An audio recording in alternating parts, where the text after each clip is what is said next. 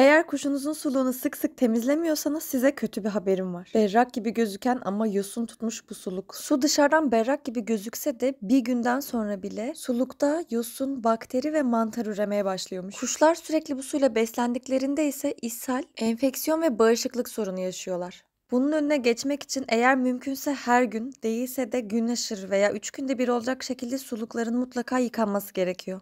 Deterjanla değil sıcak suyla ve fırçayla ovarak da yıkayabilirsiniz. Bense arada bir sirkeli suya batırarak bütün eşyaları yıkıyorum. Kuşunuzun sağlıklı olmasını istiyorsanız bunlara dikkat etmeyi unutmayın.